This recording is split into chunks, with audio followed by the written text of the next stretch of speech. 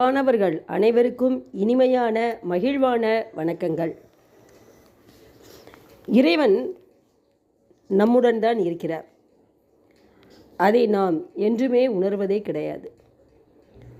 அதை உணரக்கூடிய நேரத்தில் நாம் உயிரோடு இருப்பது இல்லை.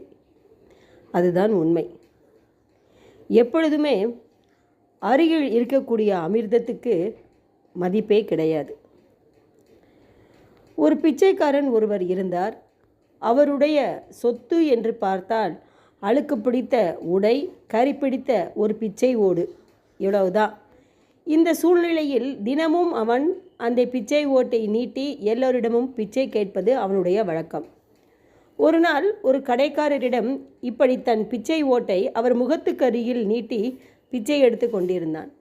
முதலில் முகம் சுளித்த அவர் சற்று நிதானத்துக்கு வந்து அவனையும் அந்த ஓட்டையும் மாறி மாறி பார்க்க தொடங்கினார்.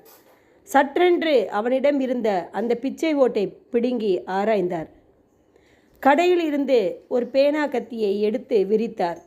பிச்சைக்காரன் பயந்து போனான். எவ்வளவு காலமாக பிச்சை எடுக்கிற என கேட்க, நினைவு தெரிஞ்ச நாளிலிருந்து இந்த ஓட்டில் தான் சாமி நான் பிச்சை எடுக்கிறேன் அப்படின்னு சொல்லி சொல்கிறார். இந்த பிச்சை ஓடு என் அப்பா, தாத்தா, தாத்தாவுக்கு தாத்தா என பல தலைமுறைகளுக்கு முன்னாடி இருந்தே யாரோ ஒரு மகான்கிட்ட பிச்சை கேட்கும்போது அவர் இந்த ஓட்டை கொடுத்தாராம். இதை வச்சு பொழைச்சிக்கோ அப்படின்னு சொல்லி கொடுத்தாராம். அடப்பாவி, பரம்பரையாக இந்த ஓட்டை வச்சு தான் பிச்சை எடுக்கிறீங்களா என கடைக்காரர் ஆச்சரியத்துடன் கேட்க, பிச்சைக்காரனுக்கு ஒன்றுமே புரியவில்லை. கடைக்காரர் அமைதியாக அந்த பேனா கத்தியால் அந்த பிச்சை ஓட்டை சுரண்டத் தொடங்கினார். பிச்சைக்காரன் துடிதுடித்து போனான். சாமி, என்கிட்ட இருக்கிற ஒரே சொத்து அந்த ஓடு தான். நீங்கள் பிச்சை போடாட்டி கூட பரவாயில்ல, அந்த ஓட்டை கொடுத்துடுங்க சாமி என பரிதாபமாக கேட்கிறான். கடைக்காரர் சிரிக்கிறார். மேலும் அவர் சுரண்டுவதை நிறுத்தவே இல்லை. பிச்சைக்காரன் அழுக ஆரம்பிச்சிட்டான்.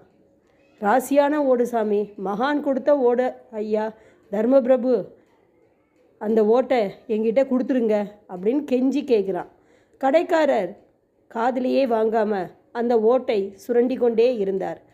சுரண்ட சுரண்ட அந்த ஓட்டின் மீது இருந்த கரியெல்லாம் முதிர்ந்து மெல்ல மெல்ல மஞ்சள் நிறத்தில் பளீரென்று பிரகாசிக்க துவங்கியது அந்த தங்க ஓடு. பிச்சைக்காரரின் கையில் அந்த தங்க ஓட்டை கொடுத்த கடைக்காரர் வேதனையுடன் சொன்னார், அந்த மகான் கொடுத்த தங்க ஓட்டை வச்சுட்டு இந்த ஊர்லேயே பெரிய பணக்காரங்களாக இருந்திருக்க வேண்டியவங்க நீங்கள், கடைசியில் அதை பிச்செடுக்க உபயோகப்படுத்திட்டீங்களேடா என சொல்கிறார். இதே போல தாங்க நாமும் நமக்குள்ளே இருக்கும் ஆழ்ந்த மனதின் தன்னம்பிக்கையின் மகத்துவத்தை, மகாசக்தியை உணராமல் நாம் வாழ்ந்து கொண்டிருக்கிறோம். உணரக்கூடிய நேரத்தில் நாம் உயிரை இழந்து விடுகிறோம். இல்லை, பல கதைகளின் மூலம் நாம் உணர்ந்து கொண்டு தேட ஆரம்பிக்கும் பொழுது நோய்வாய்ப்பட்டு போகிறோம்.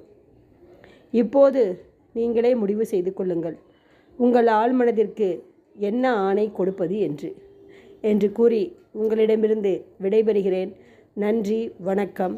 வாழ்க வளமுடன், வாழ்க வையகம். இந்த வீடியோ உங்களுக்கு பிடிக்கும்னு நினைக்கிறேன். லைக் பண்ணுங்கள், ஷேர் பண்ணுங்கள், கமெண்ட் பண்ணுங்கள் அண்ட் சப்ஸ்கிரைப் பண்ணுங்கள். தேங்க்யூ.